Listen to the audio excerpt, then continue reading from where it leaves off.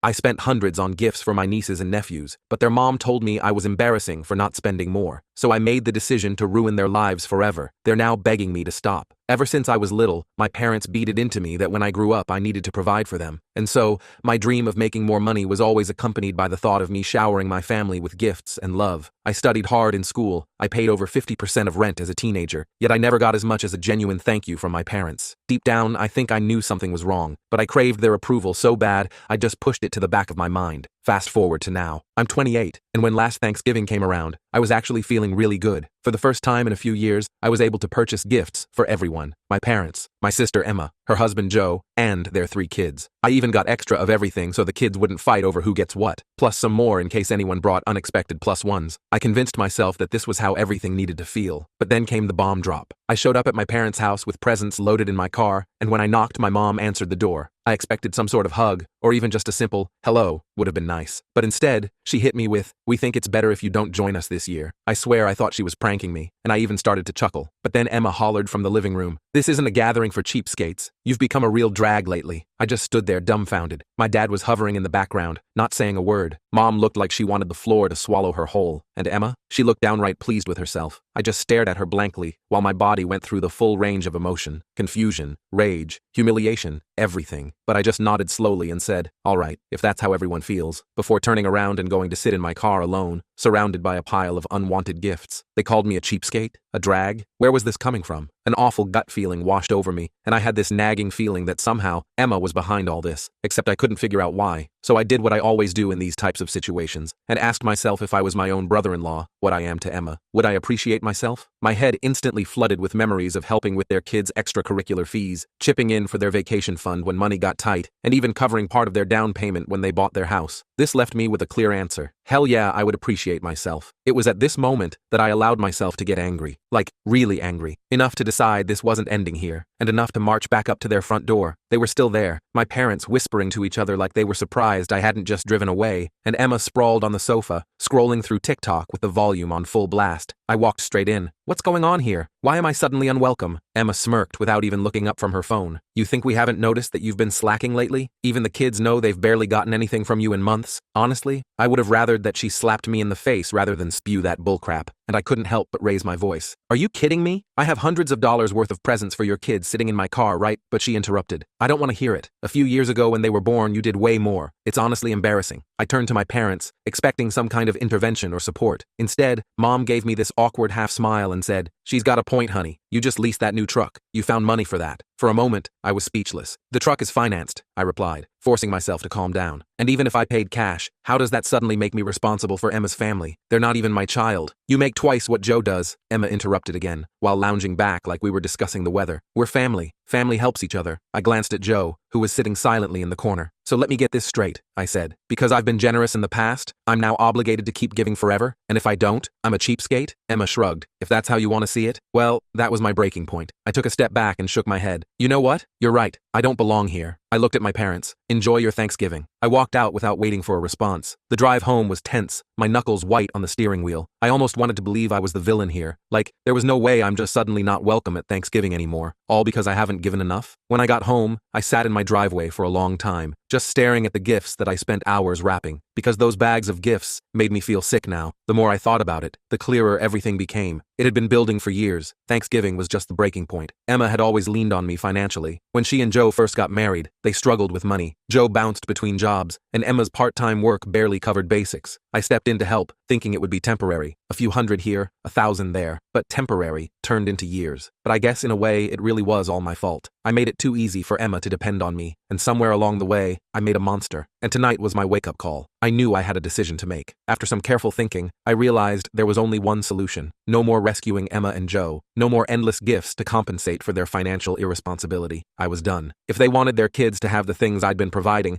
they could figure it out themselves. It wasn't easy. Cutting off my sister meant potentially damaging my relationship with her children, and possibly my parents. But I couldn't continue being treated like an ATM instead of a brother and uncle. I didn't reach out to anyone, and no one contacted me either. I thought maybe they got the message, but I should have known Emma wouldn't let it go that easily. The silence stretched through Christmas and New Year's. No calls, no texts, Nothing. For the first time in forever, I spent the holidays completely alone. It wasn't that I expected them to reach out, but it felt strange when the ball dropped at midnight and my phone remained silent. I won't lie, I thought about calling several times, but whenever I picked up my phone, I remembered Emma's smug face and her words, gathering for cheapskates. I'd been their safety net for years, and they had the nerve to treat me like I was disposable? No thanks. By mid-January, things started shifting. Joe had always been the quiet type who avoided confrontation, but one evening, I got a text from him out of nowhere. Just wanted to say I'm sorry about Thanksgiving. I don't agree with what happened. Emma won't listen to me, but I thought you should know. I stared at my phone for a long time, unsure how to respond. Part of me appreciated knowing someone in the family recognized the injustice, but Joe had sat there silently that night, and his apology now felt insufficient. I finally replied, "Thanks for saying that, Joe, but this isn't something I can just brush off." He didn't push it further, which was fine by me. Then, in early February, Emma showed up at my apartment unannounced. I was in the middle of a video call when I heard aggressive knocking. I tried ignoring it at first, but it just kept going. When I finally answered, there stood Emma, looking frazzled and irritated. "We need to talk," she said, pushing past me before I could object. I crossed my arms. "What's this about?" She didn't waste time. "You need to stop this childish behavior and start helping out again." I laughed in disbelief. "Helping out? You mean financing your life? I told you I'm done with that." She glared at me. "You're the one with money to spare. Do you know how hard it's been for us since you decided to throw this tantrum? The kids barely have what they need. Joe's struggling to keep everything together, but we can't manage without your help." I couldn't believe what I was hearing. "Are you listening to yourself? You're a grown woman, Emma. You have a husband and children. If you need more money, find better jobs. It's not my responsibility to solve your problems. You've always helped before," she snapped. "Why are you being so stingy now?" "Stingy?" I echoed. "You want to talk about stingy? Let's talk about how you lied to our parents about me, turned them against me, and then banned me from Thanksgiving because I supposedly wasn't generous enough with your kids. And now you're here asking for more? That takes some serious nerve." She started to interrupt, but I held up my hand. "We're done here. I'm not giving you another penny, and I don't want to hear from you again until you learn how to act like an adult." She stood fuming for a moment before finally storming out. After Emma left, I thought that would be the end of it for a while. She'd sulk, maybe complain to our parents, but eventually realize I wasn't backing down. I was wrong. 2 days later, I got a call from an unknown number. I don't usually answer those, but something told me I should. "Hello? Is this Alex?" a woman asked. "Yes. Who's calling?" "This is Patricia Wilson. I'm an attorney. I represent a client who's raised concerns about certain financial matters involving your family. Do you have a moment to discuss this?" I froze. "An attorney? What financial matters?" "I can't go into specifics over the phone," she continued professionally, "but it involves financial contributions you've made to your sister Emma and her family, particularly the use of those contributions. Would you be willing to meet at my office?" My mind raced with possibilities. Had Emma taken out loans in my name? Was she using my information for something illegal? Or was this just another desperate attempt to guilt me into giving her money again? "Who's your client?" I asked cautiously. There was a brief pause. "I'm afraid I can't disclose that right now, but I assure you, you're not being sued. This is more of an informational meeting." Against my better judgment, I agreed to meet. Curiosity got the better of me, and I couldn't shake the feeling that there was more happening than just Emma being entitled. When I walked into Patricia Wilson's office the next day, she dropped a bombshell almost immediately. "My client is Joe," she said, sliding a folder across her desk. I blinked in surprise. "Joe? Why would he need a lawyer?" Patricia watched me carefully. "He believes Emma has been misusing the money you've given them over the years. He has evidence suggesting she's been hiding funds from both of you." My stomach dropped. "Hiding money? What do you mean?" She opened the folder, revealing bank statements, receipts, and screenshots of text messages. "Joe suspects Emma has been diverting your financial contributions into a separate account. Based on these records, she appears to be using the money for online shopping sprees and secret spa weekends, rather than family expenses." I stared at the documents in shock. "You're telling me all those times I helped with bills and the kids' needs, that money never went to them?" Patricia nodded grimly. "That seems to be the case. Joe discovered this recently, and came to me because he wasn't sure what to do. He was hesitant to involve you initially, but given recent events, he felt you deserved to know." I couldn't believe what I was hearing. Emma had been playing me all along, taking money I thought was helping her family and blowing it on herself. I felt angry, betrayed, and completely stupid for not seeing it sooner. "Does Joe have solid proof?" I asked tensely. Patricia nodded and pushed the folder closer. "See for yourself." I flipped through the documents, finding transfers from my account to their joint account that matched times I'd helped with emergencies. Then there were withdrawals to a separate account in Emma's name alone. Transactions from that account showed expensive online shopping, spa retreats, and even a weekend getaway with someone named Jen that Joe apparently knew nothing about. "Unbelievable," I muttered, shaking my head. "And Joe just found out?" "He only discovered the separate account recently," Patricia explained. "He had suspicions for some time,